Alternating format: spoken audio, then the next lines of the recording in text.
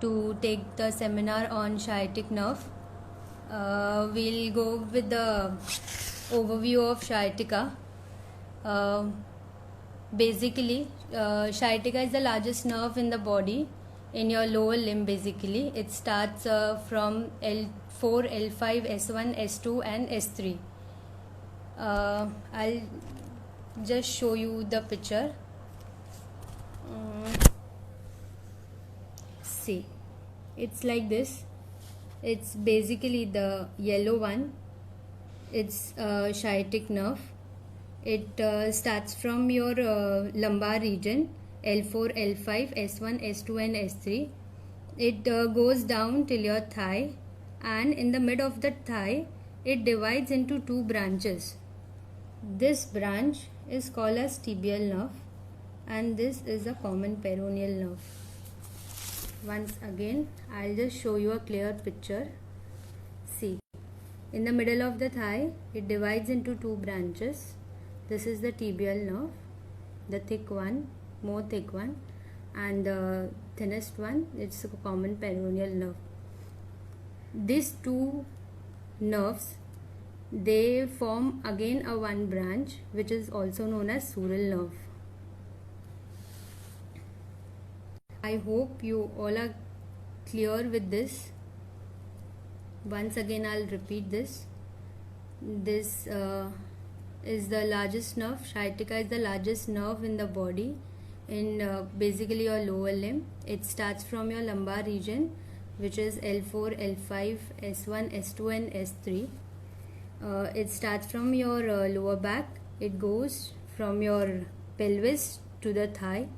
In middle of the thigh, it divides into two branches, which is the tibial nerve and one is the common peroneal nerve.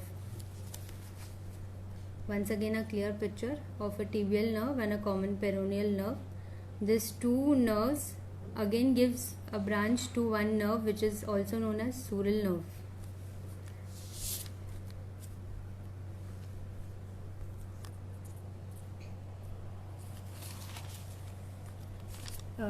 This sciatic nerve carries impulses to the muscles and the nerves of your thigh, to your back and to the legs. Okay, and now we'll move forwards. Basically, sciatica, it's not a diagnosis. It's basically a symptom. It is a symptoms of inflammation, compression and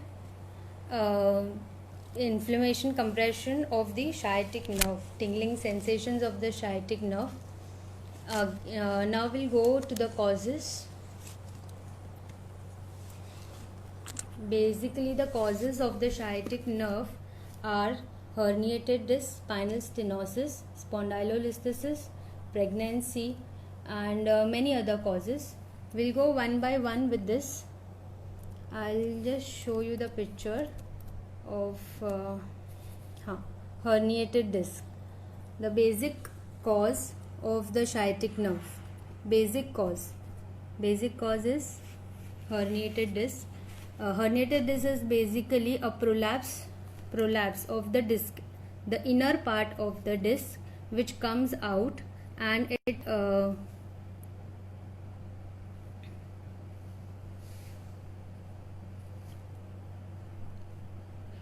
sorry for the interruption.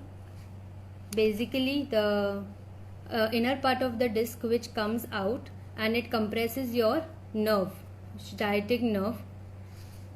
This is the herniated disc.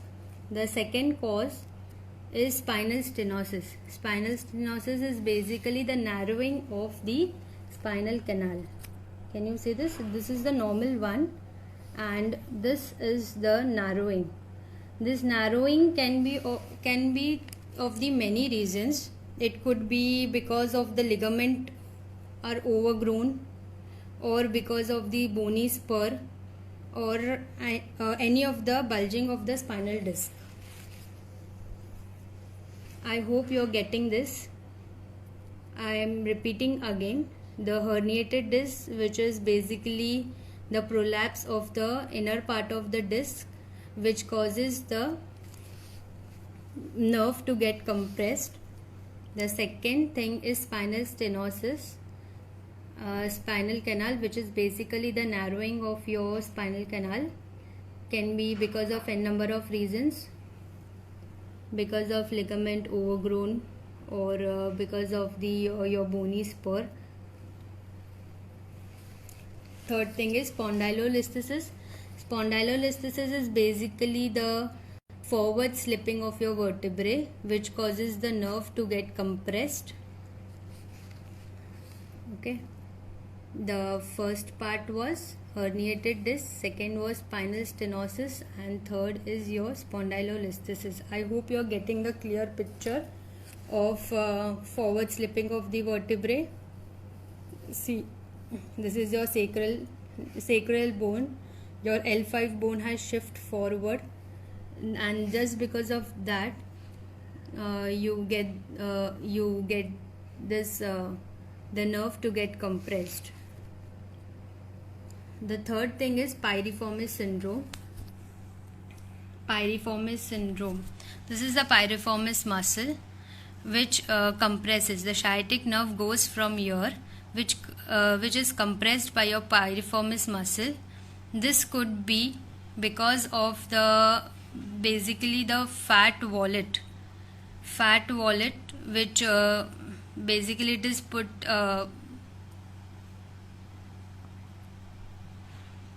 sorry for the interruption. It is also known as the wallet syndrome or the fat wallet syndrome. This is the compressed sciatic nerve because of the piriformis muscle, and this, see, you can see the compressed nerve doesn't have any sensations, or it is compressed so that the tingling sensations and that all are felt.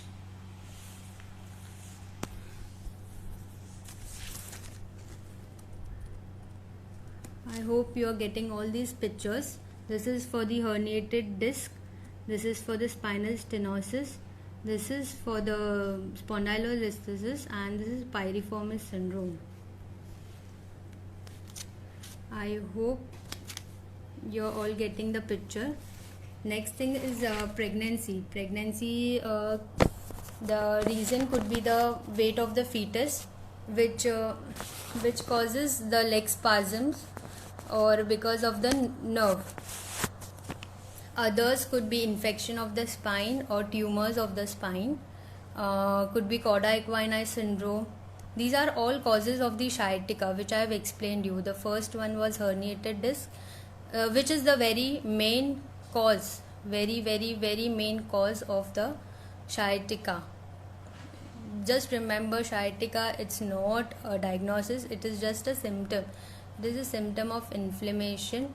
It is a symptom of tingling sensation and the compression of the nerve.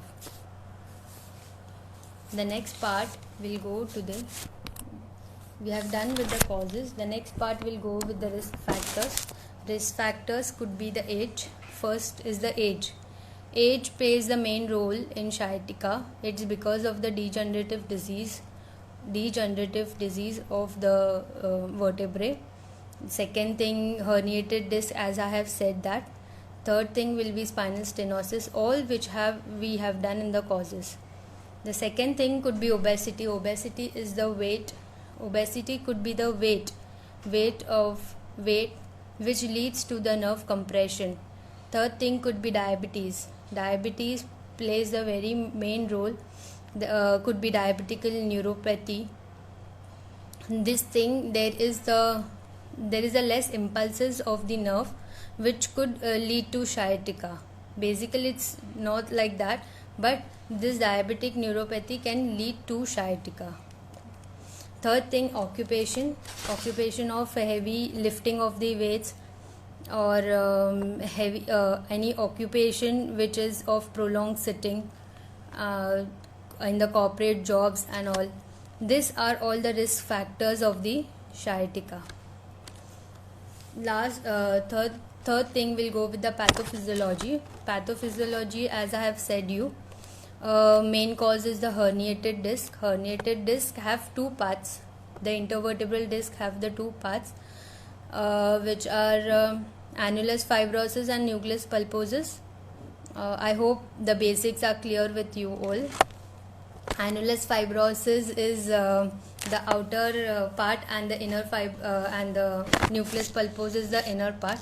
When the outer part, which is the annulus fibrosus, which breaks down or which gets teared, the inner part comes out, which protrudes out, and it compresses your nerve.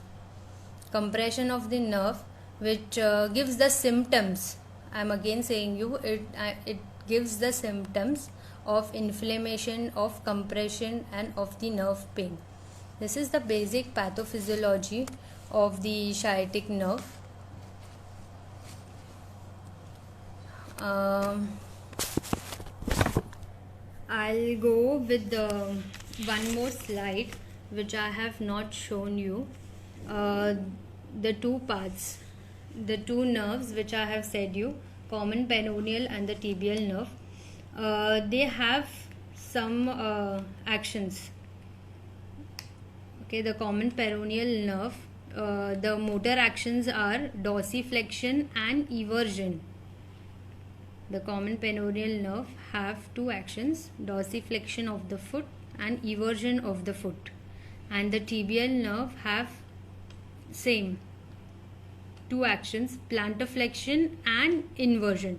These are the combination of the actions, that is the dorsiflexion and eversion. It goes into the combination, it is not the different, it goes into the combination, plantar flexion and eversion of the tibial nerve.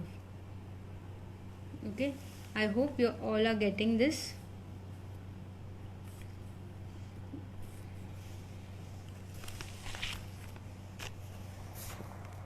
Now we'll go with the symptoms. The symptoms, as we have said, there is the cramping sensation in the thigh. Basically, there is literally a pain in your butt. Literally a pain. When the patient comes to you, they only say, I have a pain in the butt. There is a continuous tingling sensation or a pain at your butt. There is a numbness in your leg. There is a burning sensation.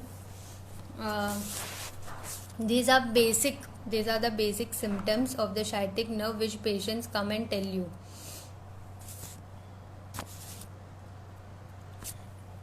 Now we'll go with the topography of the pain. I'll just show you where to just define the pain and which nerve is compressed. This, I hope, will get clear to you. So, if the patient tells you there is a pain in the buttocks, in the posterior of the thigh, in the knee, in the leg, okay, or in the sole of the foot, okay, so this is basically of S1 root pain. We have 4 roots, L4, L5, S1, S2 and S3, 5 roots, sorry. So when there is a root pain from S1, the pain which shows at buttocks and the posterior of the thigh, in the posterior of the leg, at the knee and at the sole of the foot till the 5th toe. This is because of the S1 nerve root pain. We'll go with the L5. L5 root pain is from the buttocks to the anterior of the thigh. Buttocks to the anterior of the thigh, to the anterior of the leg, till the lateral malleolus and to the great toe, or to the medial 3 toes. This is the L5 root pain. I'll repeat again, from the buttocks to the anterior of the thigh, to the anterior of the leg, till the lateral malleolus, to the great toe, or the 3 medial fingers. This is basically of the L5 root pain. L4 root pain, it is from the buttocks to the anterior of the thigh and to the medial of the thigh, medial of the leg, I'm sorry. This is from the buttocks to the anterior of the thigh and till the medial of the leg. And if the patient comes that I have pain only till the thigh, that is just because of the L3 root pain. L3 root pain means the disc between the L2 and the L3. I'll repeat again. The S1 nerve root pain, it starts from the buttocks to the posterior of the thigh, to the knee, to the posterior of the leg, and till the sole of the foot, heel, and the fifth toe. L5 root pain, it starts from the buttocks to the anterior of the thigh, to the anterior of the leg, and to the lateral malleolus, and to the great toe, or to the medial 3 toes. L4 root pain, it is from the buttocks to the anterior of the thigh, to the medial side of the leg. And L3 root pain, it is from the buttocks till the anterior of the thigh. These are the nerve root pains which patient basically complains of. The basic one is S1 nerve root pain, which is of the sciatica, which basically everyone says it is sciatica. And the next thing, all the distal limb pains, pain can be replaced by tingling sensations. Patient says कि मुझे मूंगी आ रही है पैरों में. They only says that पैरों में मूंगी आ रही है, ऊपर कुछ भी नहीं है, ऊपर सिर्फ दर्द है. So it can be replaced by the tingling sensation. The distal limb always, it is not always, but can be replaced by the tingling sensations. Now we'll go with the clinical forms of the sciatica. Basic clinical, there are 2 clinical forms. One is hyperalgic sciatica and one is paralytic sciatica. Hyperalgic sciatica, it is from the S1 nerve root pain, which I have said you, there can be a tingling, or that tingling means a nerve root pain, or can be a muscle pain, or it could be both, tingling or the muscle root pain. It could be both. This is called as hyperalgic sciatica. Paralytic sciatica is from the L5 nerve root pain, which we say as which leads to foot drop. These are 2 clinical basics of the sciatica, clinical forms of the sciatica, which we see basically in the daily basis of the assessment of the diagnosis. Next we'll go to the clinical examination. I'll just explain you the clinical examination. The demonstration will be done by Dr. Aishwarya in the next session or in the next lecture, which is tomorrow, I think, at 3 p.m. There are 2 basically clinical this examination for sciatica, which common one is, we all know, SLR, that is straight leg raising test. SLR, patient is in the supine position, examiner holds the ankle and make sure the knee is straight, the hips are flexed. The examiner takes the hips upside and at the degree of 30 to 70 degrees, patient complains of pain.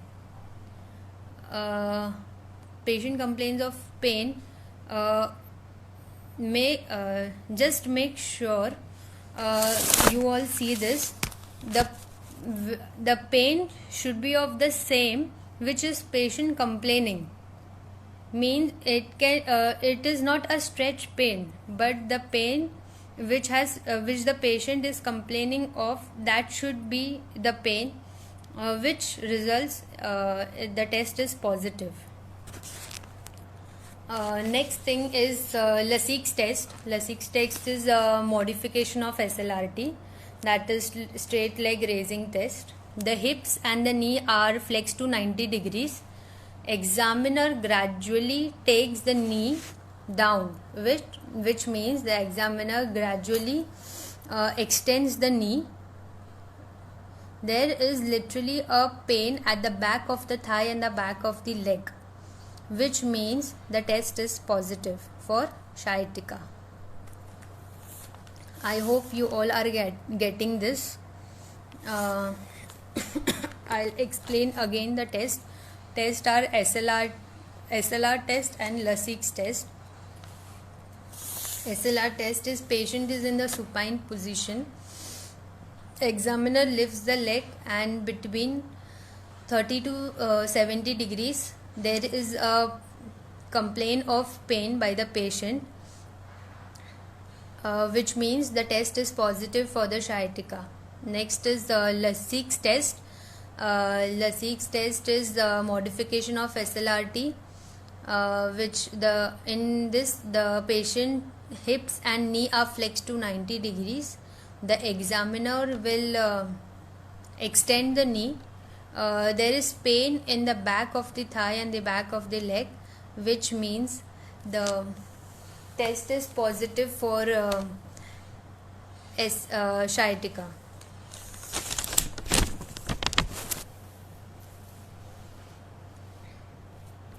I hope you are all getting this. We just quick revise this.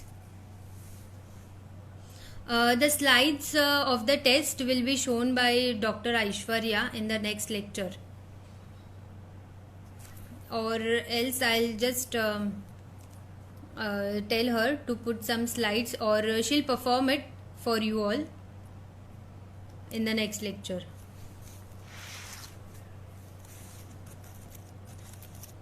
We'll quickly revise this as we have topics done. The basic of the sciatica, which is the largest nerve, it goes from L4, L5, S1, S2 and S3, and then it divides at the thigh, divides into I'm sorry for the interruption, but the scoliosis causes sciatica. Yeah, it can cause sciatica. Basically, at which level the scoliosis is, it depends on that. If it is at L4, L5, S1, S2, S3, it can cause sciatica. Quickly we'll revise this. The sciatica is the largest nerve. It originates from L4, L5, S1, S2 and S3. At the thigh, it divides into two.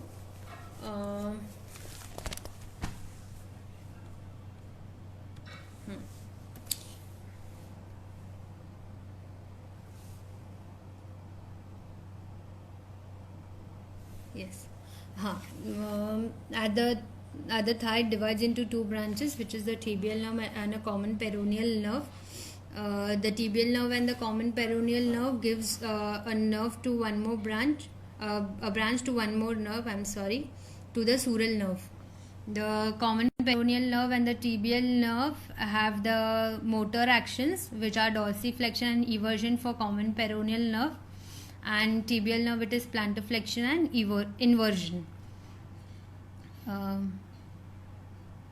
These are the causes of sciatica: the herniated disc, which is prolapse of the disc; the spinal stenosis, which is the narrowing of the spinal canal; this is the spondylolisthesis, which is forward slipping of the vertebrae; and this is the piriformis syndrome, the compressed of the piriformis muscle, which leads to compression of the sciatic nerve. These are all the causes of the sciatica. Next, pregnancy, the weight of the fetus, and others are the infections and injury to the spine, such as growth in the spine, which is tumor. Next could be the risk factors. Risk factors are age, obesity, occupation, diabetes and prolonged sitting. The pathophysiology, as I have explained you, the intervertebral disc, which has two parts, annulus fibrosus and nucleus pulposus. Annulus fibrosus is basically the outer part, and nucleus pulposus is inside part. Annulus fibrosus, when tears, nucleus pulposus extrudes out, and it causes compression of the sciatic nerve. Compression of the sciatic nerve. Which shows the symptoms of inflammation and compression and tingling sensation. As I have already told you, sciatica, it's not a diagnosis, but it is a symptom. It is a symptoms of inflammation and the compression and the tingling sensations. I'll show you the last slide, which is this one. I'll explain you again the S1 nerve root, which starts from buttock to the posterior of thigh, posterior of the leg. L5 root is from the buttocks to the anterior of the thigh, anterior of the leg, until the great toe or the three medial toes. L4 is from the buttocks to the anterior of the thigh to the medial of the leg, and L3 is from the buttocks to the anterior of the thigh. Basically, we have two clinical forms of the sciatica, which is hyperalgic sciatica and paralytic sciatica, which we see in our daily basis of the assessment and the diagnosis. The hyperalgic sciatica is basically nerve pain plus a muscle pain, or it could be one or it could be both. It is because of the S1 nerve root pain. And paralytic sciatica is basically because of the L5, which could lead to foot drop. Foot drop is basically your compression of the tibial nerve.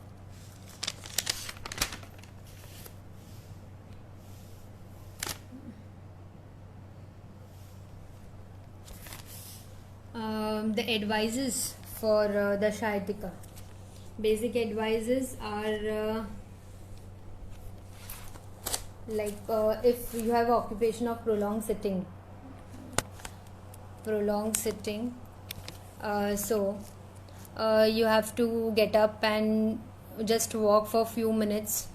These are advices. You have to sit straight for the corporate jobs, who are all in the corporate jobs. Basically, for the physiotherapists, when we give exercises to the patients, we have to make sure our back is straight. These are the basic advices, not to lift up the heavy objects. Common advices for this: anybody is having back pain can do not sit down, do not sit on the floor with the cross leg sitting. These are the basic advices for. I'm sorry, what kind of the pain patient have in this condition? Pain is basically your muscular pain or neuralgic pain. Muscular pain, neuralgic may be throbbing pain. It is like a tingling sensations. We have a sensory pain here, tingling sensation kind of pain.